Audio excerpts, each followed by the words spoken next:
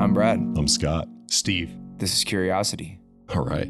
We've got Steve here on the podcast today. I'm really excited. If I'm honest, in this moment, Steve's last name escapes me too. So I'm just meeting Steve for the first time. And so I love that about what we do here, Brad. It is pretty amazing. I mean, I'm pretty jazzed. I have two of my favorite humans here with me today. So it couldn't be a better day.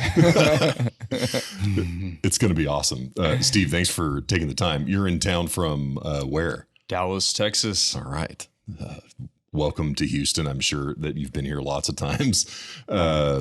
Steve, let's jump into it. Tell us a little bit about sort of what a day in the life of Steve is like.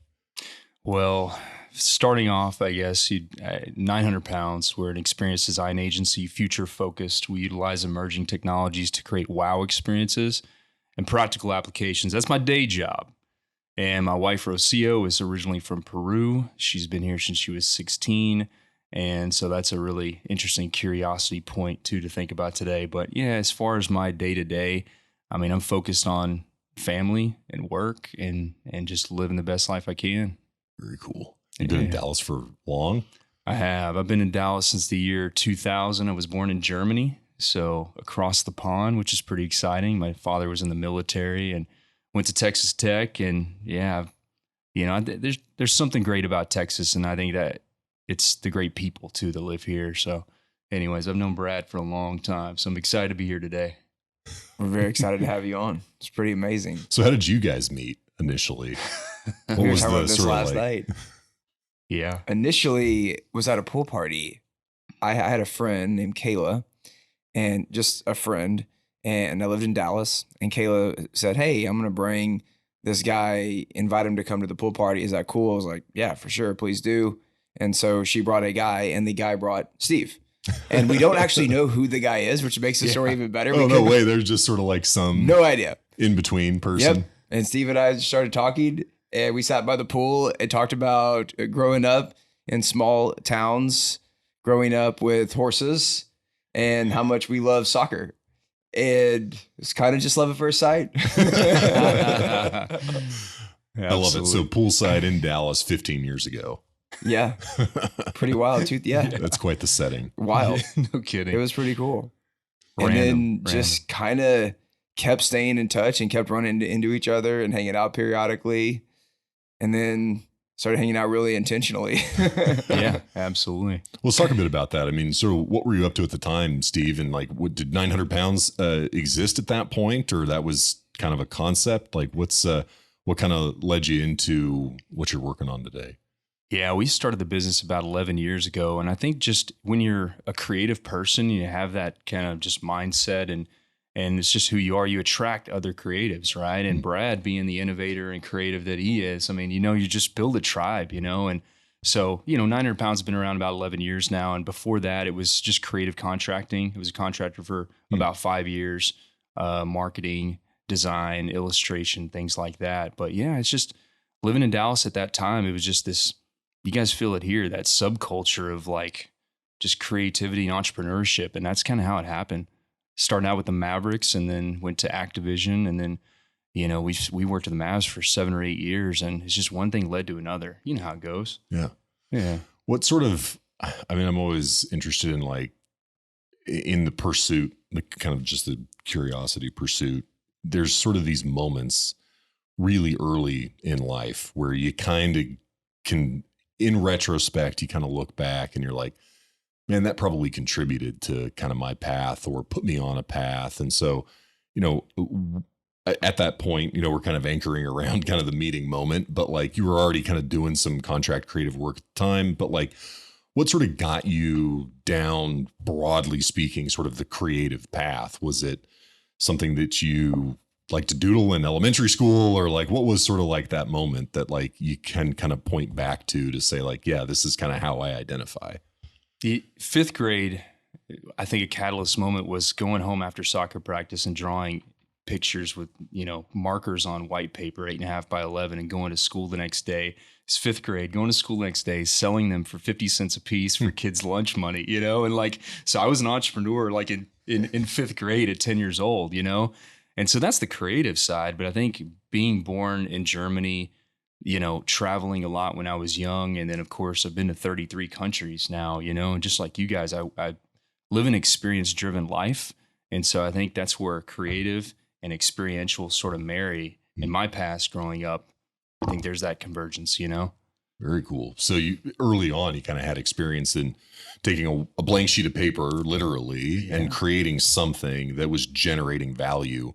So you started to build that foundation and confidence set pretty early in life. How did you take that? What are some of kind of the milestones or steps along that path to get to the point where you're closing contracts with like the Dallas Mavericks, for example? Oh, eighth grade was an interesting time period too, where, I guess the art teacher at that time knew that I had a little bit of a talent. I don't think it's much of an art talent. I think it was a drive, and I really enjoyed, art and drawing and creative as a child. So, my parents saw that attention and drive, and of course go to school and they notice it.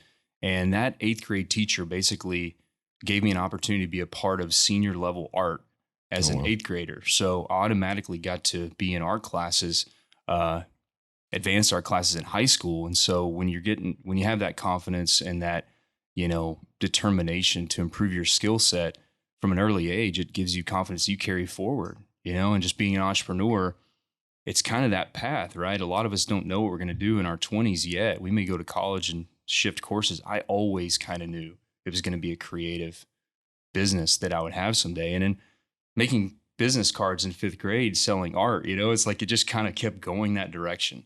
So I'm thankful. I'm thankful for that. Huh. That's pretty wild. I mean, so what kind of, because Brad, you spent time around 900 pounds in your career. And so just be kind of interested now. I don't know if it's the setting of the room, but I feel like now I want to know kind of what ultimately kind of led to that combination of activities. I mean, I don't know how long you guys spent together under the 900 pounds umbrella, but it was a good chunk of time. And it was obviously you're still talking to each other today. So like it went well. And as Brad moved on to do other things, like that'd just be like, tell the audience about kind of what ultimately led to that point. Yeah. Kick it off, dude. Well, I mean, again, 900 pounds, just attracting good talent, right? People that are driven to create innovative things. And, that was a special time in 900 pounds. It's still a special time today. But looking back 4 or 5 years ago, we were in this small skunkworks studio in Bishop Arts in Dallas, right? This little pocket of a cool creative area of Dallas. And there was something special at that period of time because we're just on the cusp of growth. So people were just knocking on the doors to be like, hey, I want to get into VR. I want to get into AR. These things were just acronyms. No one really knew what was possible with these things yet, right? So being early adopters, people like Brad, I've known Brad for a long time. And there was a period of time he's like, yeah, I think I can really help, 900 pounds. Let me pitch something to you. And he pitched this concept of gamification. We were leveraging that sort of game design, game science mindset of these projects and the work we were doing for these companies. And it was just synergy, right? Brad's a creative guy. And that went on for several years. Yeah. And we actually started a Houston satellite office at that moment in time. And, looking back, it was a blessing because I think it was just a timing thing, you know? I think so. I mean, we were actually talking about it a little bit last night when we were at dinner. And I mean, just thinking about the journey and like these like critical moments of impact and intersection that happened over the years. Like, I mean, Steve is one of the most influential people in my life. So having him on the podcast today is extremely exciting. But if you go back to 2009, like I was recalling a moment a few months after we met, like running into him at a coffee shop, and we got to just like chat a little bit, barely even knew each other. Like I invited him to one of my birthday parties. He came to the birthday party. And then eventually I left Dallas, but we kept in touch just periodically on the phone. And then when I was in education, we would talk about putting VR in the classroom and what would that look like? How would we create something like that? And it was just these like kind of cool pivotal moments over time. And then as I started researching more into neuroscience and design and how these systems could commingle and potentially be something that was magic, right? I mean, it was so ridiculous. I mean, we were talking about it last night. I put together like a PowerPoint deck and like designed these like 2D characters that were like super minimalistic. But I basically designed a game out of the pitch. I didn't even know what the word pitch was at the time. Okay. I just started putting like this idea on paper. And then I took Steve and one of the team members at the time, Michelle, through this like game. And so it was a game designed to communicate how game design could be integrated into these emerging technologies. And it was just fun. It was just ridiculous. Like it was so like unbridled creativity in every way. And I remember it being like, this is cool. I think this could be something. Like we should explore this together and see what this could become. And that was really what sparked the journey. And we used to jokingly say I was very driven because I would drive back and forth between Houston and Dallas every single week for years, for about 2.5 years. Did a lot of couch surfing, overstayed my welcome, I'm sure, of a number of places where I would crash over the years. We were at the time really just a small startup. In an old mechanics garage in Bishop Arts District in Dallas area, just like some creative kids with a lot of creative ideas and some really kind big brands that enjoyed and appreciated our ridiculousness more than anything. So Steve, I guess how did you know like what good looks like in that sense? Like in something that's sort of never been built before or seen before or experienced before, like you're kind of in the business of creating an experience for somebody that is it's a moment of awe, for sort of lack of a better kind of statement. It's something that you're sort of seeing and experiencing for the first time. Can you put into words some of the things that you're looking for, or like how do you characterize that in your own mind when something comes across the viewfinder and it's like, yeah, that's good versus no, that's got to be in the discard pile? Is it gut feel? Is it sort of like, what is it that you, if that makes sense? It does make sense. Yeah. We've cultivated a design process that that first phase is discovery. And we're really just brainstorming with the client, listening as best we can. But we've really come up with an art and a science and a formulaic approach of taking those business objectives and creating something really creative, really experiential for them. So it's really a phased approach. And it's something we've really gotten better at over the years. And clients are excited. I think we help them tell their story in a way that not only we can understand and create something powerful with, but their clients. Because a lot of times we're B2B. And so we've got to put our minds in their shoes, right? And try to build the best experience that we can. But from a curiosity standpoint, we're always thinking UX, right? That first moment, what does that feel like? It's not what you tell someone, it's how you make them feel, and you want those goosebumps. You want that moment of awe. And yeah, we've gotten a lot better at it over years. So connecting in sort of a more visceral way, in understanding that a message is communicated, not just verbally, but through other kinds of means. And so just being better attuned to that is a component of it. But it sounds like one of the for sure pieces is really good listening skills to sort of inhale the customer sort of need. There's some kind of outcome that they come to the table with, and being able to kind of interpret that and shape that within. Can you talk a bit about maybe a specific example where customer comes in and says, hey, this is what I want, and you kind of deliver something and they're like, what in the world? But then they like eventually kind of come around. Is it like, there's a bunch of those kinds of things, or is it like, I'd just be interested to hear like an example of kind of how that unfolds and how you kind of steer clients kind of through that experience. Sometimes they'll come to us with a blank white canvas, right? An area that's their wow experience area that they really want to focus on, right? And so, I'm trying to think of some examples, and we work with some of the biggest companies in the world, right? And we're working with their trailblazers, their disruptors there. Sometimes they're on the innovation team, on the marketing team, but some of them, they're the most creative on that marketing team. So, they've got an idea what they want to do, but a lot of times it's a dance, it's collaboration. And, an example would be AWS Healthcare Continuum. They have a big event called Life Itself. And some of the biggest players in healthcare in the world, from, Fauci to Sanjay Gupta, they're all going to be there. And so AWS is one of 7 or 8 big companies that's building this wow experience. Well, they've got 125 case studies that they need to figure out what's the hierarchical prioritization out of those. We're going to take that top chunk, we're going to visualize those. But right now, there are a bunch of words and a couple of statistics in a website, right? So all they've told us so far is, we want a globe We want it to be 3 foot wide in diameter. We want the user to come up and be able to rotate it. So, and we've got all these case studies we want hotspots to engage. That's pretty much in the beginning, all the information we had. So during that discovery, we're building that, just plan of attack, right? What are the technical requirements? What does that roadmap look like moving forward? And so that would be an example that's been pretty interesting in that you get it, right? You have those key 3 or 4 areas of focus, but then how do you build all the in between? It's the space between the notes that make the music, right? Yeah. So, yeah. I like that. In terms of, I just kind of want to double click in a little bit if we can, because obviously the podcast is around curiosity. And so I'm interested in just sort of like your own personal fulfillment in kind of working on these projects. You've been at it for a long time.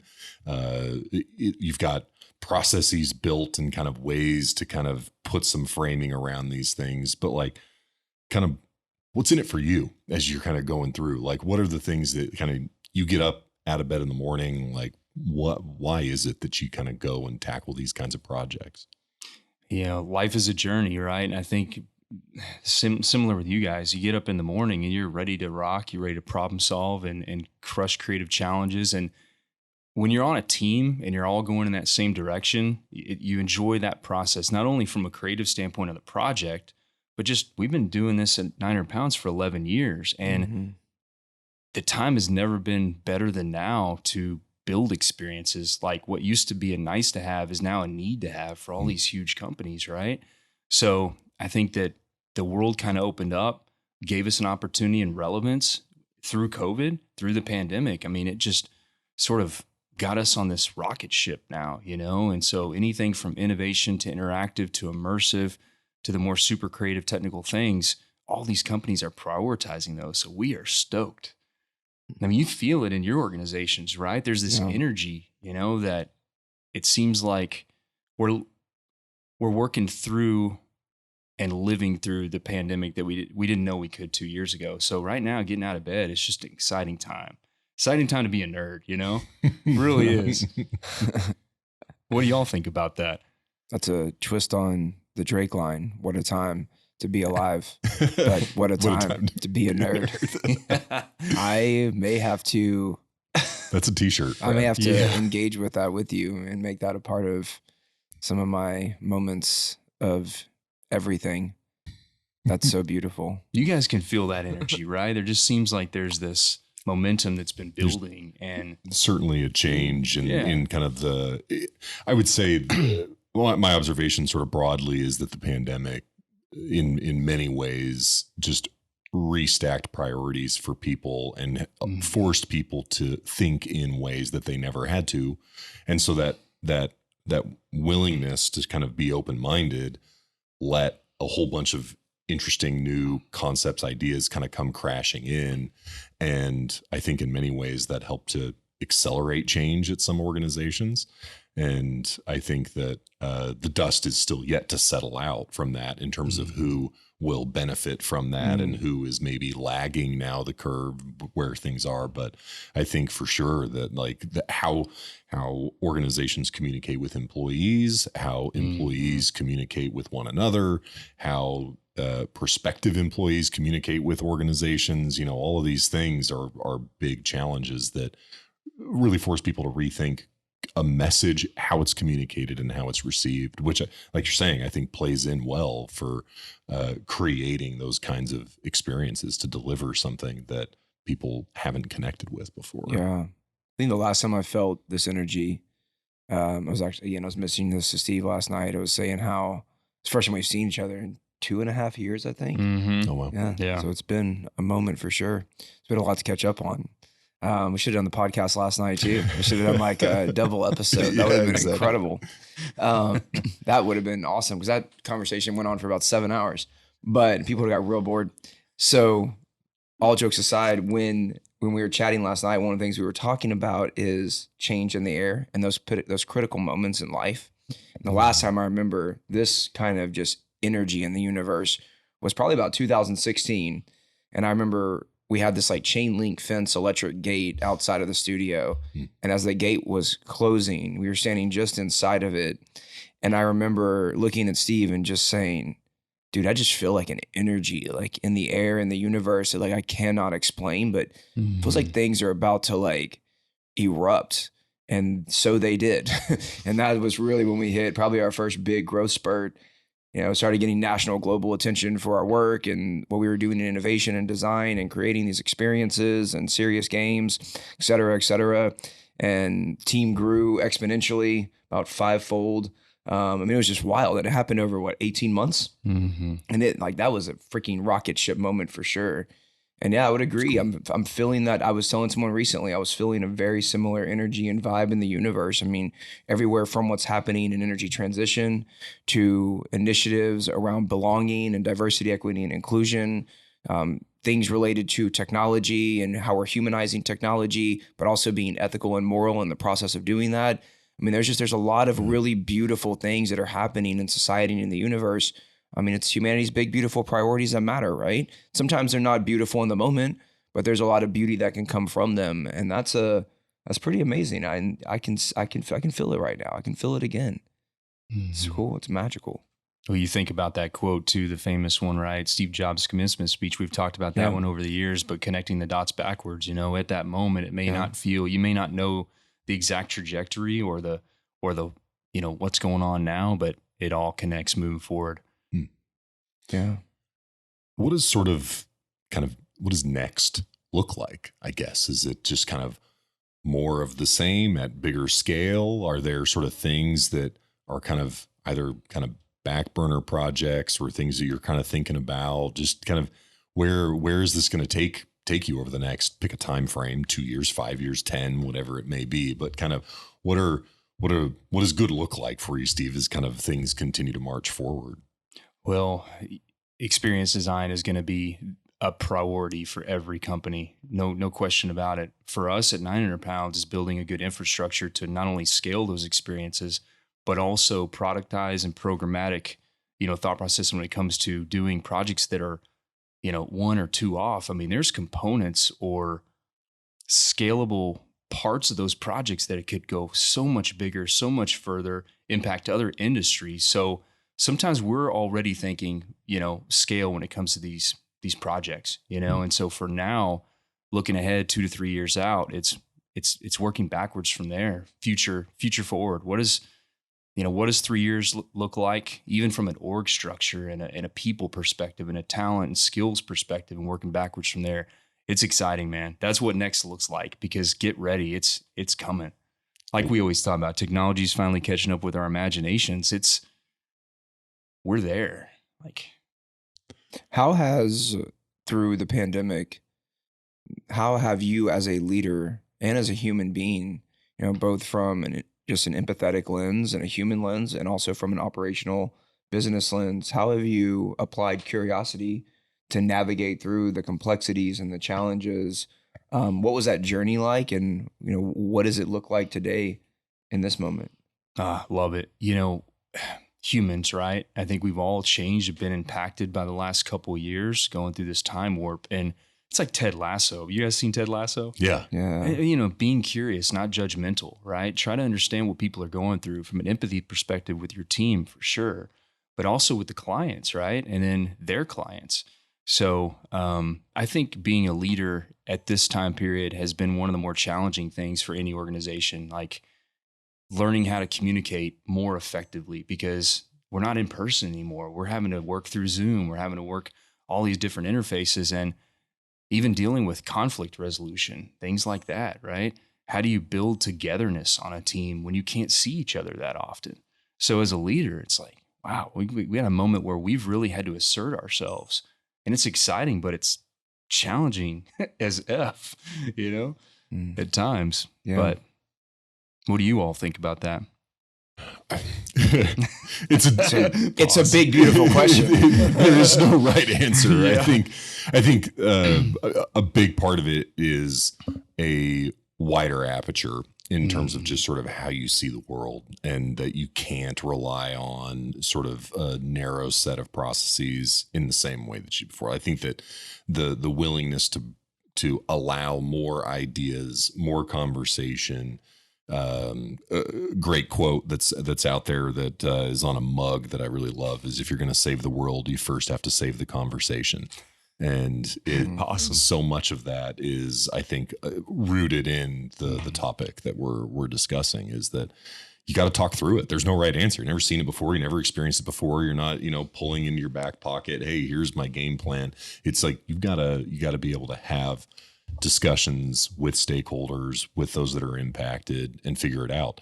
And that's not just at a business level. I think that's frankly for families, for couples and relationships, for parents and kids, teachers and kids, teachers and parents. I mean, it's just sort of across the entire sort of stakeholder map of your life. Like there's the way that you interact and how expectations are set and recalibrated and how we move forward better than where we were, I think all plays a role.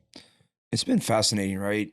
Probably on a global scale, one of the biggest experiments that we've ever undergone as a species is the pandemic. I mean, it is truly transformative. It's, miserably, horribly sad and depressing for all the lives and human beings' lives that were lost, for families that were impacted, for the challenges mentally, intellectually, spiritually, emotionally that humans went through with isolation.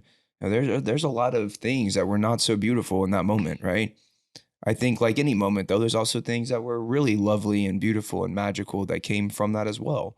And where I think any one of us that are here in this moment in time are fortunate and lucky to be here, because we could have very easily been one of the ones who isn't anymore, right? And I think that one thing that the pandemic did is it was an experiment in orthodoxies.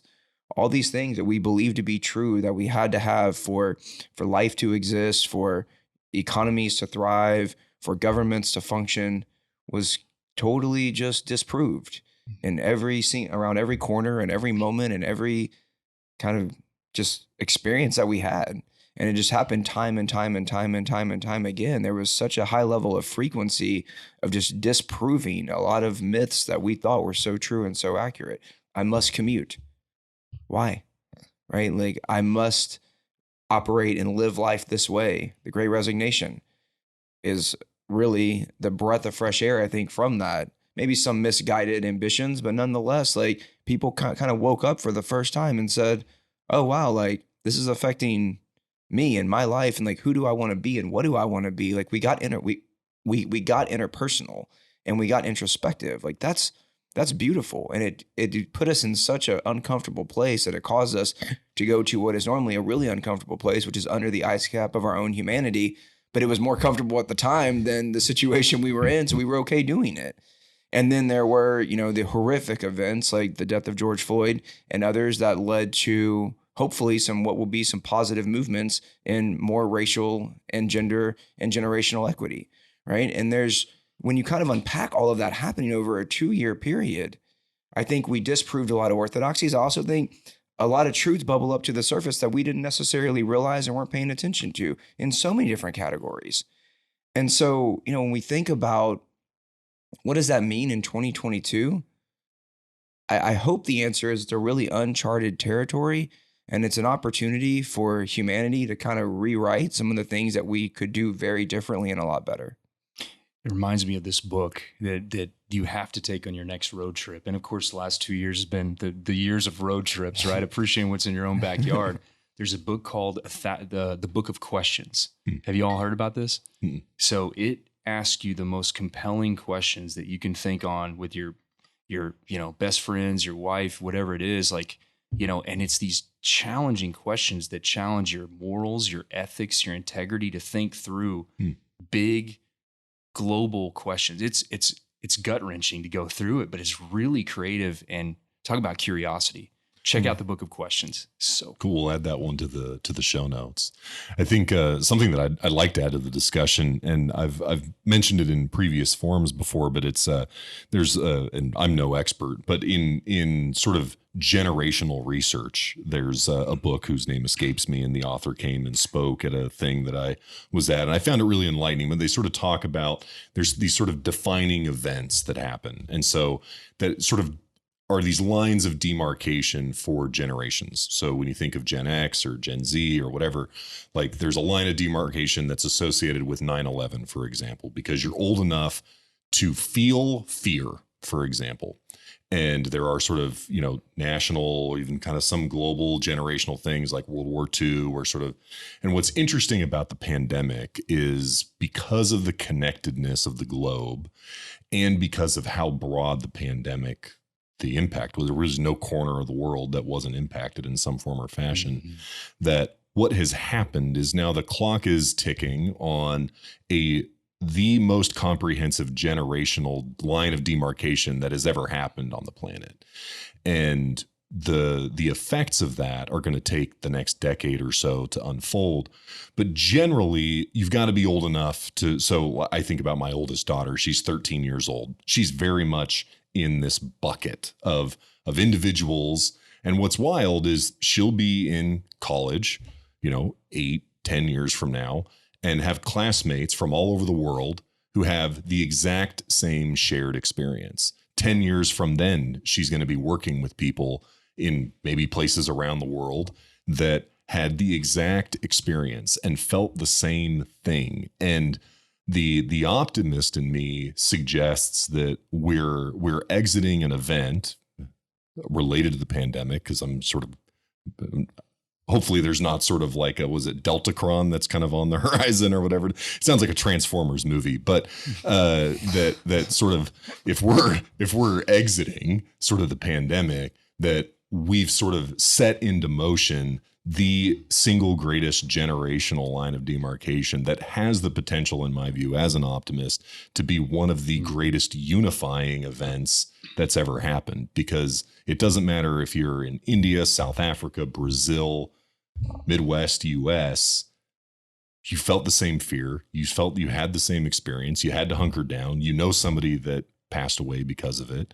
And who knows what that is going to unleash. I'm hopeful that it's a bunch of positivity.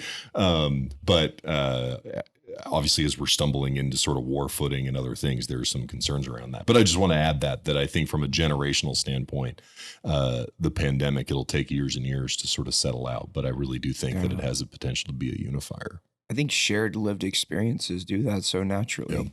They just, and as you mentioned, it's at a global scale. I mean, just imagine having a shared experience with one person, with 5 people, with 10 people, with billions of other humans. That is very powerful. And yeah, I think it should make us all a lot more grateful and thankful. I think for sure. I think that needs to happen.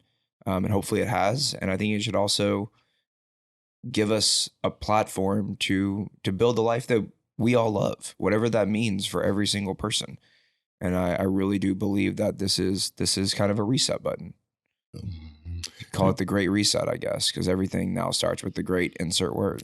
That's right. I think we could be hopeful about it. I mean, I do think that there are locations around the world and demographics that were disproportionately impacted. And when we've talked a bit about this too, Brad, that, we've got the benefit of, working from home, that we can sort of Zoom call in and like nothing really sort of changes in many ways, as it can accelerate kind of what it is that we're trying to do.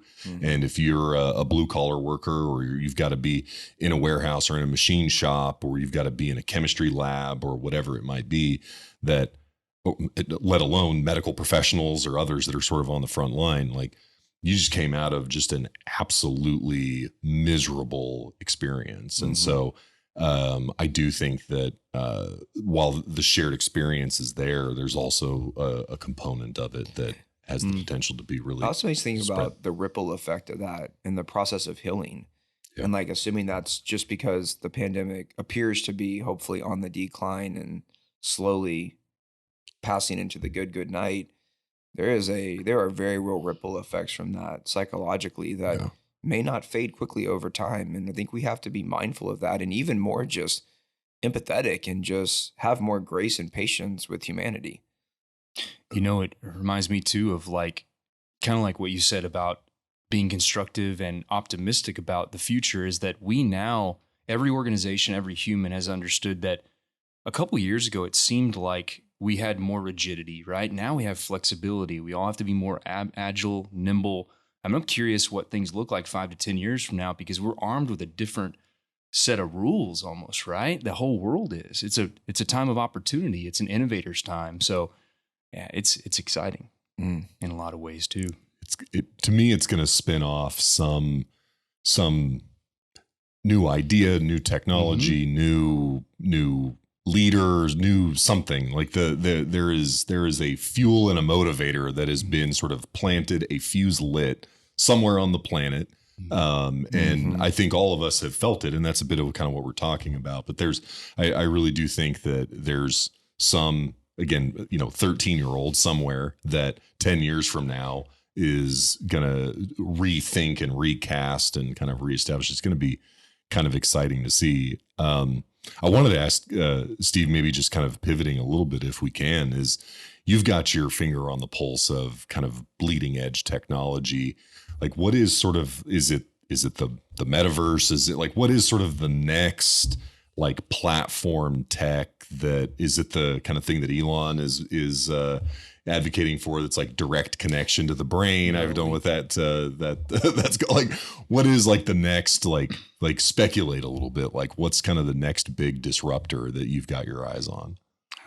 I think holograms are something big a lot of people are excited about, right? And there's going to be some kind of integration probably with your phone.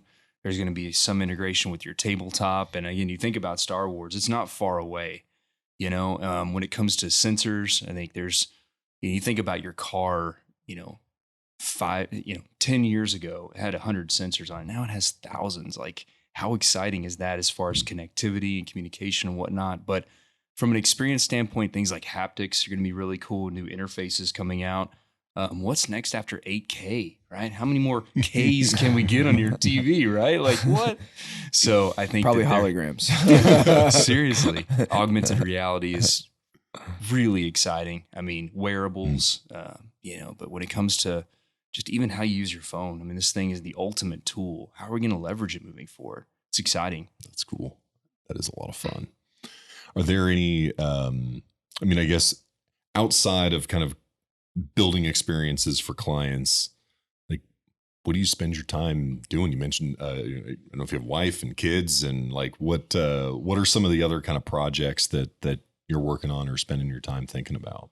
Brad and I were talking about this yesterday, is like, you miss the tactile feel of actually creating, right? When you live in this digital space, whether you're digital, physical, phygital, metaverse, whatever it is you're working in to create 3D, sometimes just going back to the very beginning, pencil and paper. Like, how cool does it feel to actually write again, or draw again, or diagram out something, or build a formula? So a lot of like, my wife and I we went out to Broken Bow a couple weeks ago, right? We stayed in the cabin, and I mean, that every 4 or 5 months, just disconnecting is fantastic. And yeah, we try our best not to watch any TV. We try to disconnect from our phone. We talk, we read, we write. It's like going back 200 years, right? Nice. Like, that is so fantastic for creativity, curiosity, and just digitally disconnecting. And so that's something I've been into lately, is trying to get away from technology as much as I can, because we're all, it's an Achilles heel. It's a crutch. It's a part of so much that we do. Yeah. I mean, that out of context time is so incredibly important to creativity, curiosity, just the entire, I think, nature of our daily lives, especially in very urban environments, right? Like, it's natural that you want to step away, and you hope that you want to step away, especially when you can get in nature. And I think that's the greatest inspiration anyone can ever have, is just to go immerse yourself in nature for a period of time. You said, just step away from all the technology and write a letter, journal, draw something cool, like, have a conversation, read a book. Oh, it's beautiful. Love those moments. Cherish those moments. Take advantage of them. You never know, sort of like when travel shift again, and just kind of how I feel like spontaneity is sort of an ingredient that has found its way into a lot of households as well. Cause it's just sort of like, hey, we don't have as much sort of like forward planning on stuff, because you just don't ever really know. So like, kind of the risk profile of securing experiences starts to look different as well. So true. Absolutely. Well, you have children, right? I mean, like the creativity that just ooze from children, right? Like you're spending more time at home probably the last couple of years than you have in the past. And, you know, when you have a 13-year-old, I mean, I can't even imagine. For us, we think about, you know, could that 13-year-old be a QA tester for us, right? Could they, you know, quality assurance or testing That's when right. it comes to experiential? Man, I just remember years ago when we talked about let's get a bunch of 5-year-olds and throw them in a room and just let them brainstorm on some challenge. We did never do it, but I wish we would have, because they would have come up with way better ideas than we could. There's actually a new show that just came out. Okay. Right. There's these builders and carpenters and makers, and they basically get children to come in and pitch them on big ideas. And they sit there like Shark Tank pitching their idea. And, you know, they'll take one out of so many and they'll pass, or they'll be like, boom, that's it. We're going to make that. So they make these wild, crazy, like, you know, and it just came out. So I don't even, I think it's on Netflix. Okay. So check it out. I can't remember what it's called, but stay tuned. Track it down and get it in the show notes. That sounds awesome. What's cool about it is because it's cool and entertaining for children, but it's also cool and entertaining for us. So I think it's a game changer as far as television goes. Oh man. Well, I love the giving so much of, I think, elementary or kind of adolescent or children kind of creativity is like it has such a short half-life. You know, it's just kind of like Play-Doh thrown together and then it's just kind of balled up and put away, sort of all in an effort of like maintaining tidiness and sanity around the house.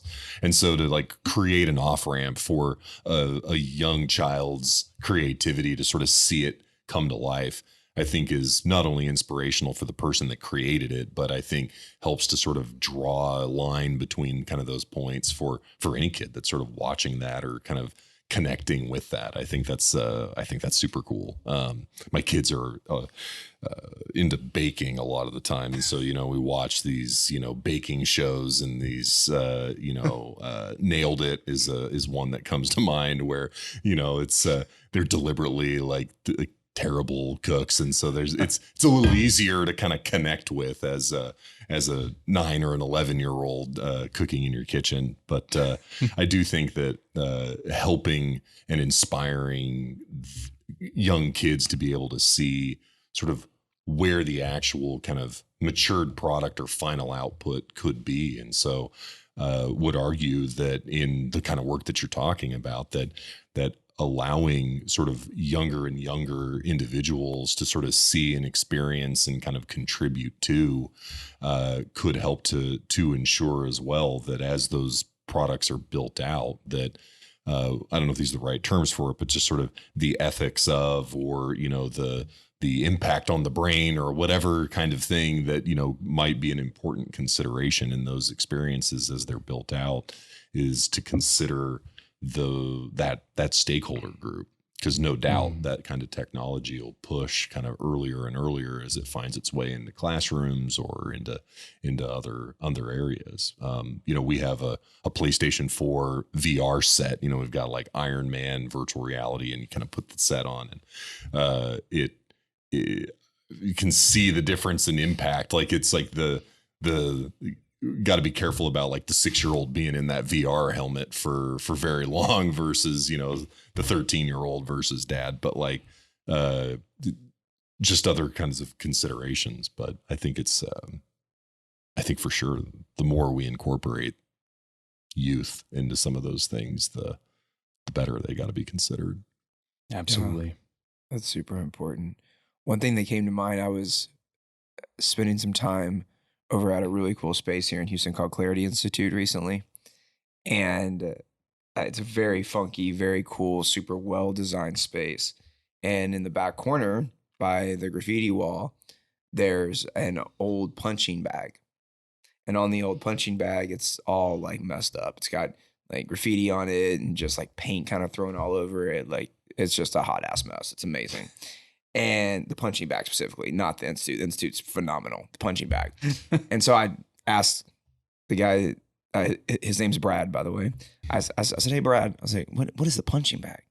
And he was like, the punching bag. Because this dude is like he's probably one of the most creative humans I've ever met. But what's so beautiful about his creative process is everything is rooted in intentionality, every detail. There's not a single thing that exists in the space that does not have a purpose associated with it. Mm. So I naturally assumed this had a purpose.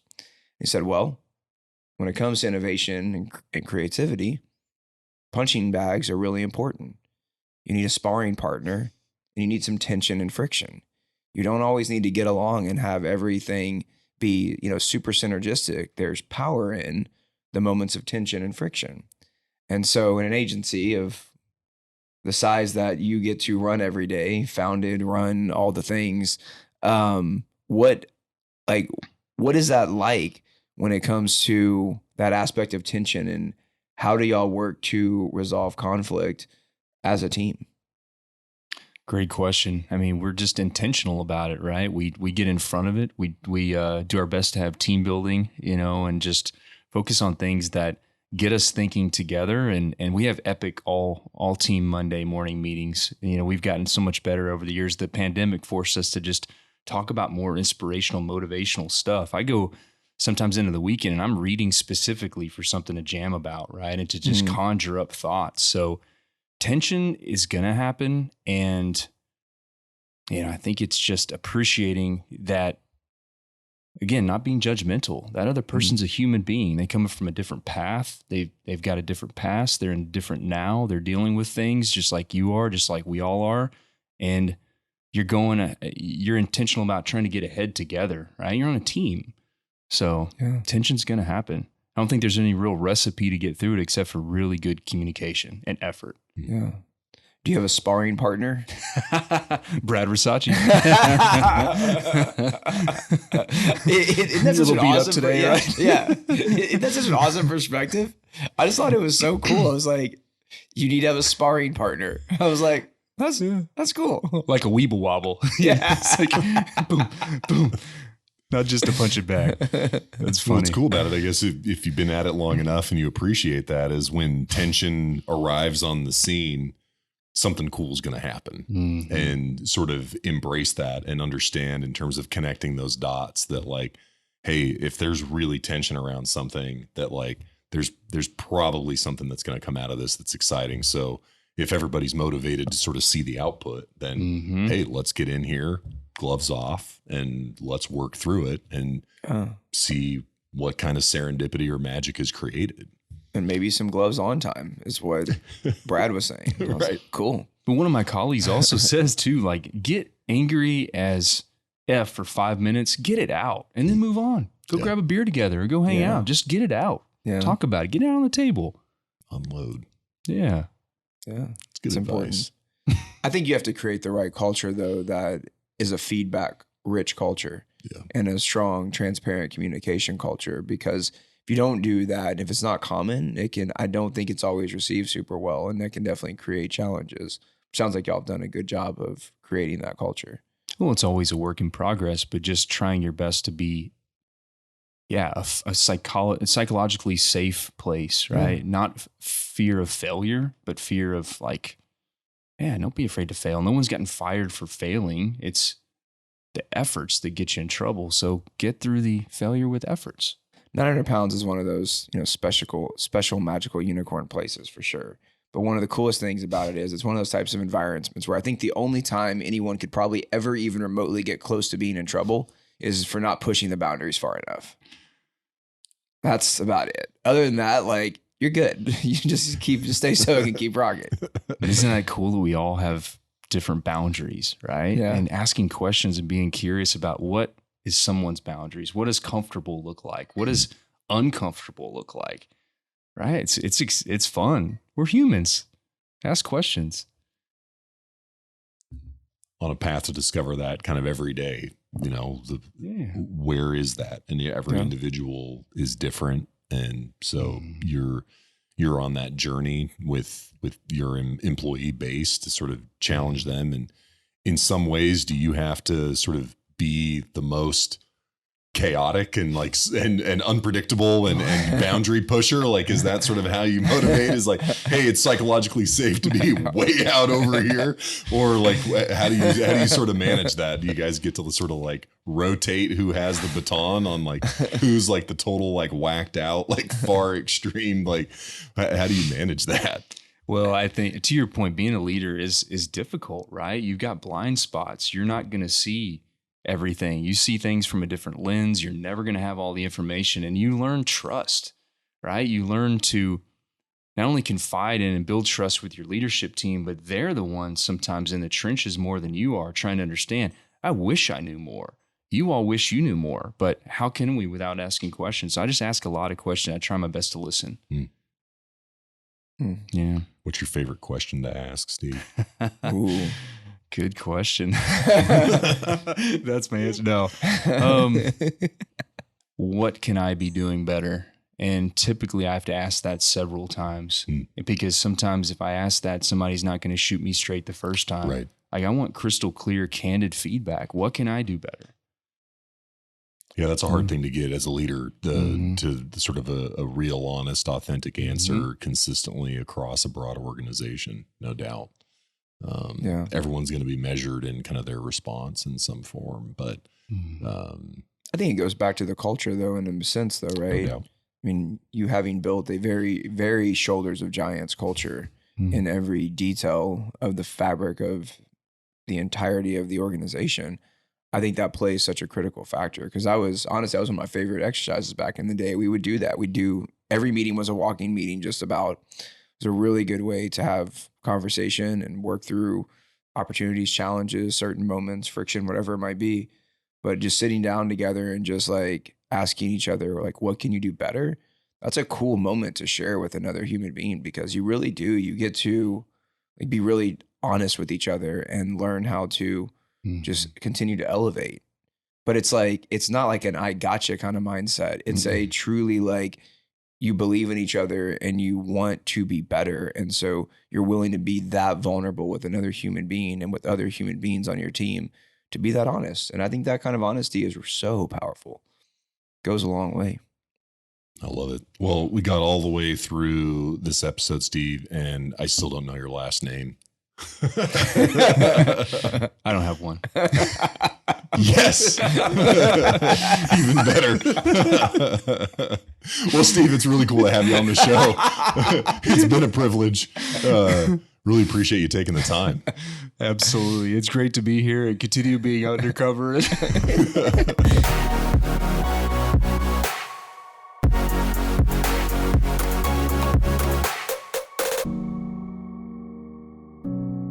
Onward